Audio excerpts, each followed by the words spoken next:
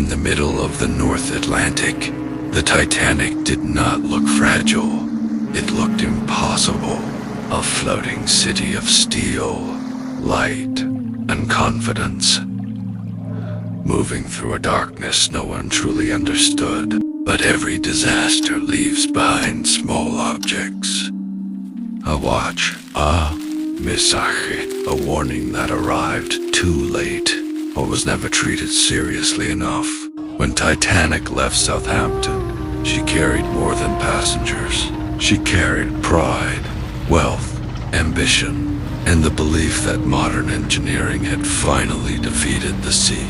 On the upper decks, the voyage felt peaceful. The chairs were empty. The sea was calm, and for the people who could afford this view, danger still felt very far away. Inside, Titanic was not just a ship. It was a palace, polished wood chandeliers, carved railings, luxury floating above freezing black water. But below that beauty was another Titanic. Narrow halls, packed luggage, simple rooms. The ship was divided by money long before it was divided by water. Deeper still, the ship became a machine. Men fed the furnaces, pistons hammered. The same power that made Titanic legendary also pushed her faster into the night. In the wireless room, messages kept coming. Ice ahead, ice nearby, ice in the ship's path. But warnings on paper are only useful when someone believes them in time. The route was not random. Titanic was crossing a known danger zone, where drifting ice moved silently through the dark like broken pieces of winter. Then came the worst condition possible. A moonless night, a calm sea, and lookouts staring into darkness without breaking waves to reveal the ice ahead. The warnings did not come once. They came again and again. Ice ahead, ice nearby, ice drifting directly into the shipping lanes. But the ocean was almost too calm. No waves crashed against the ice.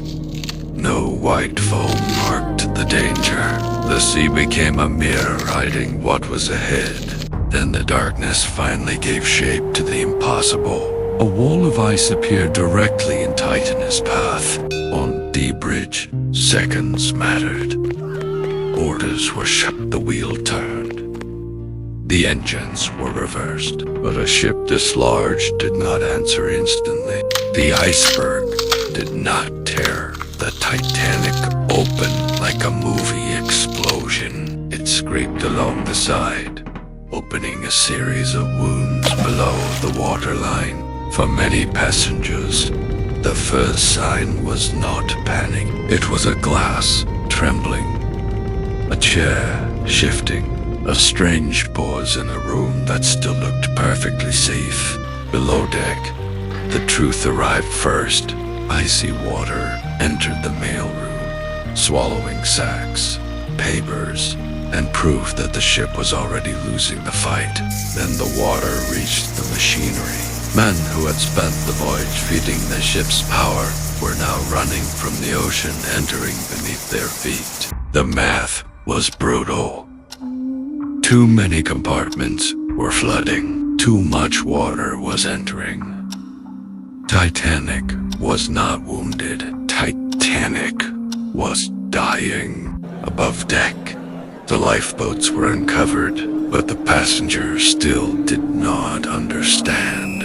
Many believed the safest place in the Atlantic was still the ship beneath their feet.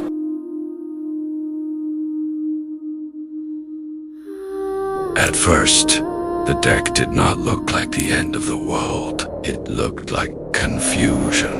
Passengers wrapped themselves in blankets, staring at lifeboats they still did not believe they would need. Below, the disaster felt different. Corridors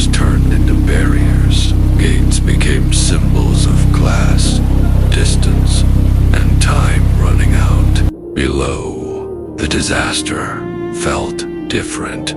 Corridors turned into barriers. Gates became symbols of class, distance, and time running out. The lifeboats finally began to descend. Ropes tightened, wood scraped against steel, and beneath each boat was the freezing Atlantic, waiting in darkness. Some boats left with empty seats. In the distance, the ship still glowed with life, but for those rowing away, Titanic was already becoming a memory. Inside, gravity began to betray the ship. Chairs slid, luggage broke loose. Hallways that once felt safe now leaned toward the sea. Then the impossible became visible. The stern rose higher and higher, lifting thousands of tons of steel into the night as the ocean pulled the bow down. From the lifeboats, survivors watched the unthinkable. The largest ship in the world was breaking apart in front of them, and there was nothing left to do but listen. Then the lights vanished. The stern slipped under, and the Atlantic closed over Titanic like it had never been there at all. What remained was worse than wreckage.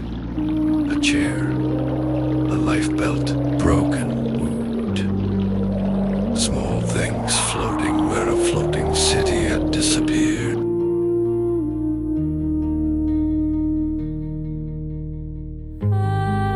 Dawn did not bring relief.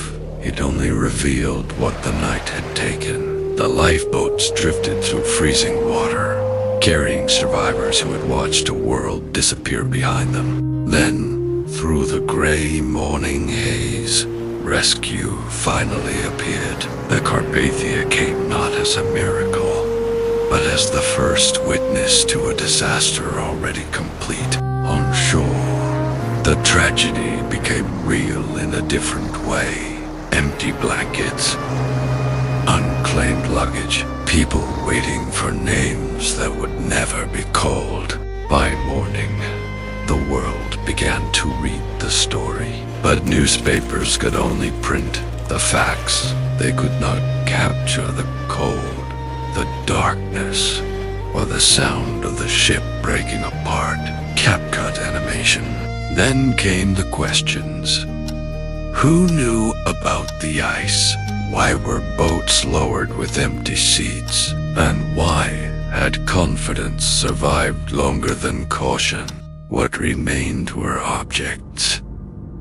A rope, a glove, a whistle, small pieces of a night too large for anyone to fully understand. Decades later, Titanic was found far below the surface, no longer a palace, no longer a machine, only a broken shape, resting in eternal darkness.